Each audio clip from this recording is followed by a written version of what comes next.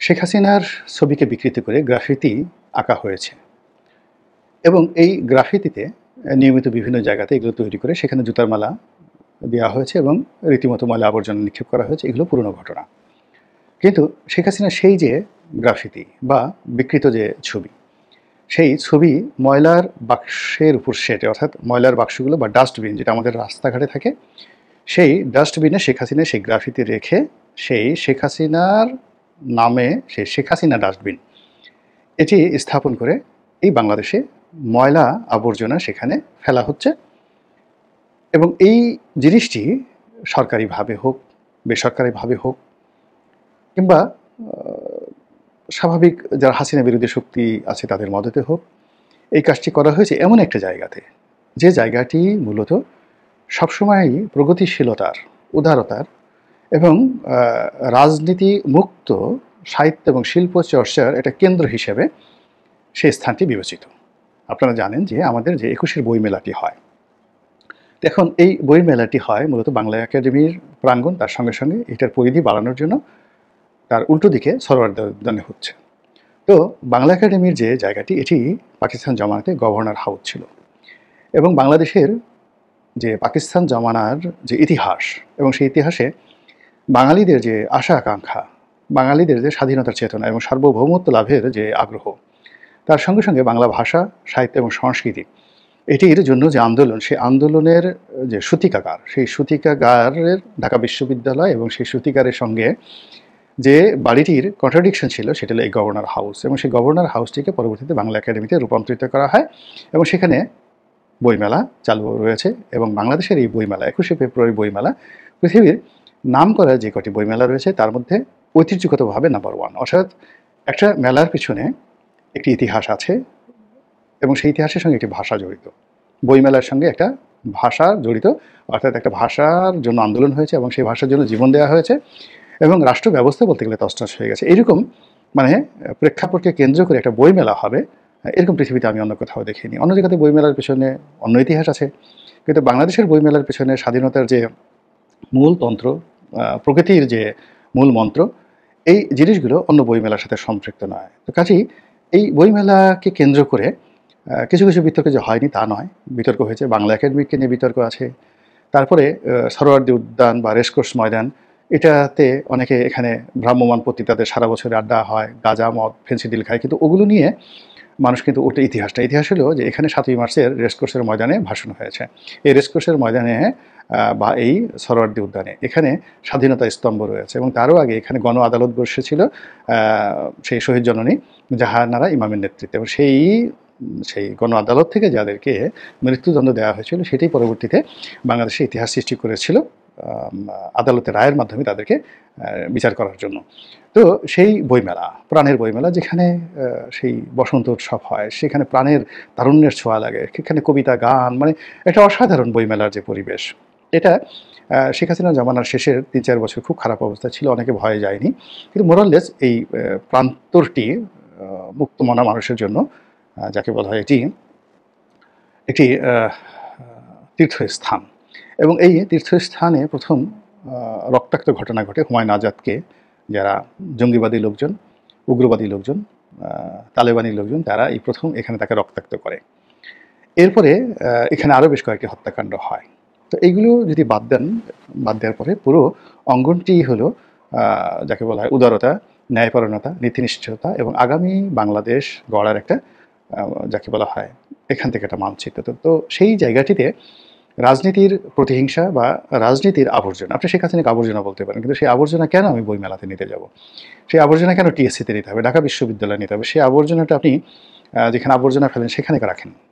যে সকল dumping station রয়েছে, আপনি পুরো ডাম্পিং স্টেশন যেগুলো আছে, ময়লার ভাগাড় রয়েছে সিটি কর্পোরেশনের সারা বাংলাদেশে, সরকারিভাবে ঘোষণা করে দেন যে এখন থেকে যে কয়টা ময়লার ডাম্পিং স্টেশন রয়েছে বড় বড়, এইটার চারিদিকে শেখ হাসিনার ছবি আপনি চাপিয়ে দেন এবং যত ময়লার গাড়িগুলো আছে সেগুলোকে রং করে এই সব গাড়িতে, ময়লার গাড়িতে আপনি শেখ হাসিনার ছবি এঁকে দেন রাষ্ট্রীয়ভাবে।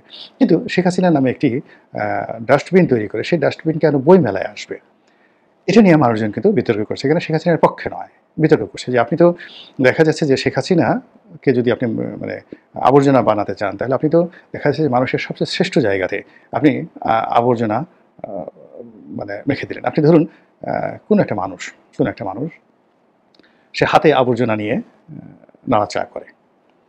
তো আপনি তাকে কি বলবেন? পাগল বলবেন বা নোংরা বলবেন। পাগল বলবেন, নোংরা বলবেন।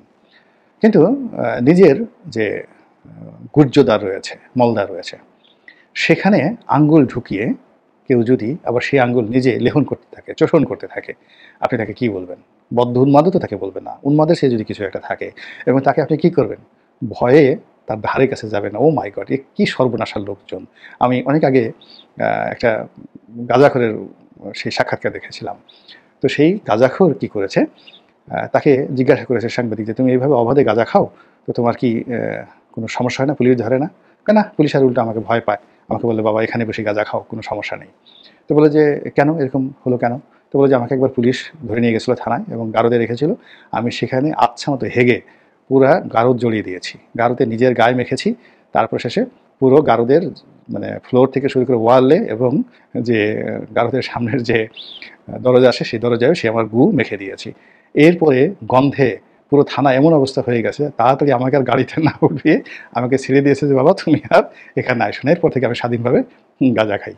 তো এই যে আবর্জনা নিয়ে আপনি যদি খেলাধুলা করেন তাহলে এরকম একটা পরিস্থিতি তৈরি হতে পারে। এখন মূল ব্যাপার হলো ওই যে গাঁজাখোর যে কাজটি করেছে বা আমি যে কাহিনী বললাম যে আপনি নিজের পশ্চাৎ দেশে আঙ্গুল ঢুকিয়ে একেবারে নিজের কড়কড়ে জিনিস বের করে বা গন্ধওয়ালা জিনিস বের করে নিজের মুখে দিয়ে লেহন করলে আপনাকে যে ধরনের খারাপ মানুষ মনে করবে, তার চেয়ে খারাপ মানুষ যদি আপনি কোনো পবিত্র জায়গাতে, ভালো জায়গাতে আপনি মন্দ জিনিস ঢোকানোর চেষ্টা করেন। কোনো দেবালয়ে, কোনো ইবাদতখানাতে, কোনো আ শিক্ষালয়ে, কোনো ভদ্রলোকের আ চিন্তার জগতে, কোনো জ্ঞানী-গুণী ব্যক্তির চিন্তার জগতে বা কোনো উন্মুক্ত জায়গাতে যেখানে উন্মুক্ত জ্ঞান চর্চা হয়, সেই জায়গাতে যদি আপনি এরকম নোংরামির কাজকর্ম করেন তাহলে বাকি যে দুটো উদাহরণ দিলাম তার চাইতে কোনো অবস্থাতেই এটাকে ভালো কাজ হবে না। কাজেই আমি মনে করি যে আপনার ক্ষোভ, ক্ষতিগ্রস্ত আপনি হয়েছেন, আপনি ক্ষোভ দেখাতেই পারেন। আপনি ক্ষতিগ্রস্ত হয়েছেন, আপনি জিঘাংসা চরিতার্থ করতেই পারেন। কিংবা আপনি যেটা ইসলামে বলা হয় খুনের বদলে খুন, রক্তের বদলে রক্ত। আপনি যদি দেশে সেই তালেবানি শাসন চালু করেন, তাহলে আপনি যদি শেখ হাসিনা দ্বারা ক্ষতিগ্রস্ত হয়ে থাকেন, সে যদি আপনার হাত কেটে নেয়, আপনি তার হাত কেটে নিতে পারেন ইসলাম শাসন ব্যবস্থায়। আপনি যদি মডার্ন জুরিসপ্রুডেন্সকে আপনি না মানতে চান, আপনি যদি বলেন যে, "না, আমি সেই আগের জমানাতে যাব", আপনি সেই কাজগুলো করতে পারেন। কিন্তু এগুলো কেন বইমেলাতেই করতে হবে? এগুলোর যে তো অনেক জায়গা আছে। দেয়ার আর মেনি প্লেসেস। সেই জায়গাতে আপনি করেন। আপনি তো ঠিক সেম কাজটা অর্থাৎ এরকম একটা ডাস্টবিন ডক্টর মোহাম্মদ ইউনূসের বাসার সামনে যমুনাতে দিতে পারতেন। কিংবা এরকম একটা ডাস্টবিন এই যে মিস্টার শফিক যাকে নিয়ে খুব আলোচনা হচ্ছে এখন তার প্রেস সেক্রেটারি, যিনি কিনা এই ডাস্টবিনের একটি তার একটা টিস্যু নিজে ব্যবহার করেছেন। এখন টিস্যুতে তিনি কপ রেখেছেন, মুখ মুছেছেন, নাকের ঝোল লেগেছে, নাকি চোখের যে ময়লা এগুলো তিনি পরিষ্কার করে তিনি সেই শেখ হাসিনা নামক যে ডাস্টবিন সেখানে ফেলেছেন। এটা আমি বলতে পারব না। কিন্তু তাকে নিয়ে খুব আলোচনা হচ্ছে। কিন্তু তিনি এই কাজটি তার যদি এত ভালো লাগে তাহলে এরকম একটা ডাস্টবিন বানিয়ে তিনি যে বাসায় থাকেন, অ্যাপার্টমেন্টে থাকেন, সেই অ্যাপার্টমেন্টের সামনে তিনি রাখতে পারতেন। আরও ভালো হতো তিনি যদি তার বাসায় আ রাখতে পারতেন। আ তারপর আমাদের তো বাসায় যারা আমরা কাজকর্ম করি আমাদের সবার বাসায় ছোট, ছোট ডাস্টবিন থাকে। একেবারে বেডরুমের পাশেও কিন্তু একটা ডাস্টবিন থাকে।